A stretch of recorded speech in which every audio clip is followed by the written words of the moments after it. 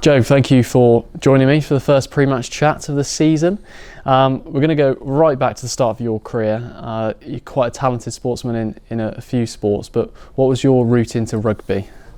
I think I started playing as a young age. So my father and my brother in the garden, he used to kick balls up and down for us. So we used to kind of catch them. Michael and my brother used to like watching the international rugby. We never used to watch club rugby back in the day, but kind of would watch England, Australia, New Zealand, and we would kind of get too excited watching the rugby, so we'd have to go outside and play in the garden halfway through. So kind of that was the first start of the love with rugby.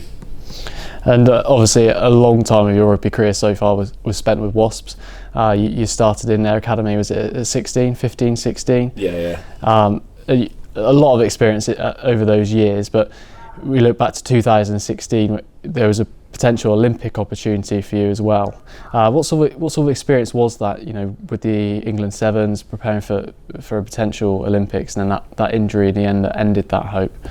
Yeah, that was a really interesting experience. The whole experience came about just by knowing Simon Amor, and kind of they knew that I'd played for England Sevens before, and offered me the opportunity to go and train with them and try out for the team. So that was fantastic. Actually, we played a tournament over in Russia, and it was a tough old slog trying to learn the nuances of the game and get up to speed with the actual speed and the fitness of that's required. So I've got a whole new level of respect for those Sevens boys. And unfortunately, I didn't make the squad. Picked up a small injury, but luckily that meant that I didn't miss any of the Premiership season and came straight back in after rehab and made the start of the Premiership season. It was a great experience. I was obviously frustrated to miss out on opportunity to represent GB at the Olympics, but I was an avid fan cheering them on from my sofa to get silver. And coming to a little bit more recently, obviously switching from Wasps to Gloucester over the summer. We've talked about it a lot. It feels like it has been an incredibly long summer. But how does that help you, for someone that has switched clubs, get used to your new surroundings, learn new patterns, and really be ready to hit the ground running once the season begins? Yeah, I think that it's probably suited me quite well, to be honest. When you're moving into a new club, you've got all the new calls and the new systems and kind of the new way of training and the flow of the day to get used to. So having a few more, an extra month or so, does help with you kind of getting settled in and making sure that you've built those relationships off the pitch with the boys that you're going to be taking the pitch with.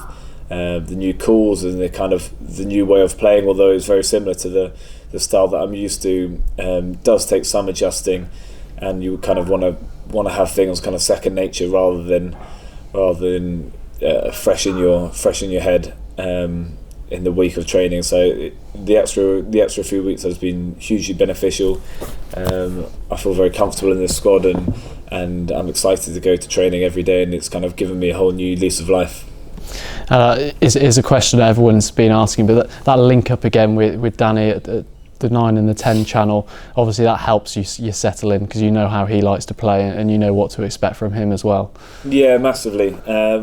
He's a bossy 10. He knows exactly what he wants, but I've played with him long enough to know that you just kind of do what he says and you should be all right.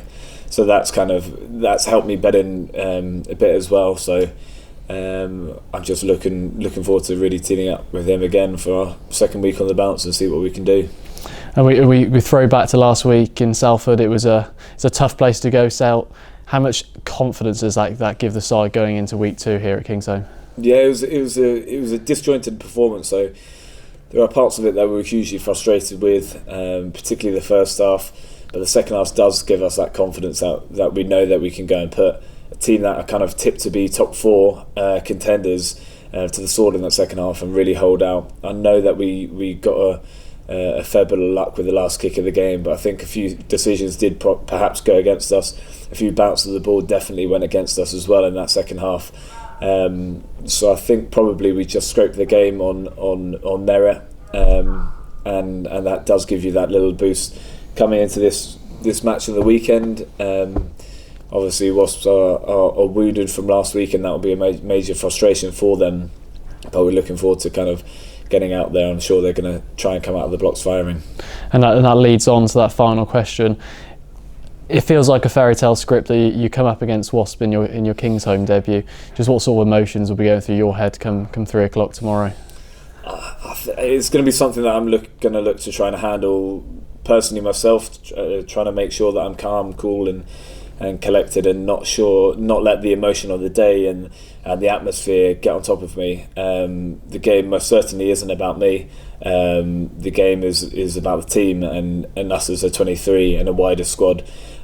So I don't really want to. I'm not really looking at it in too much depth, because that's something that you can easily get caught up in your own thoughts and your own head, and you can get into quite a cycle there.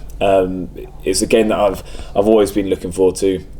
Once you make the decision to leave a team, I think, particularly one that you have so many good friends in, it's always going to be an occasion, special occasion, with the bragging rights and everything like that. But it's going to be something that I'm going to kind of take a step back from it, and kind of just try to play my game, just trying to let the rugby do the talking. Could we do that again? That was rubbish. Yes, of course. Yeah, that's fine.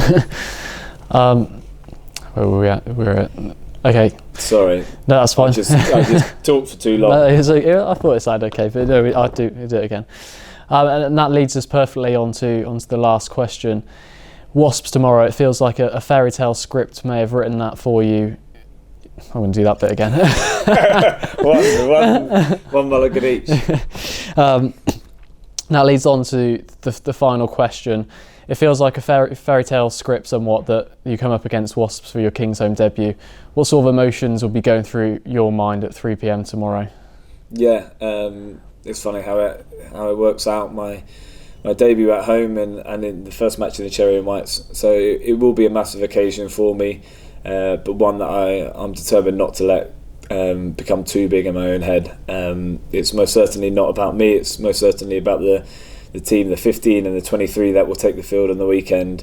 It's about us being collective as a unit and making sure that we get our job done. It'll be something with an added edge for me personally, because there'll be the bragging rights and some of my very good friends playing in that team. But I'll just try and take it as any other match and make sure that I am mentally stimulated, but don't get too hyped up in the whole occasion.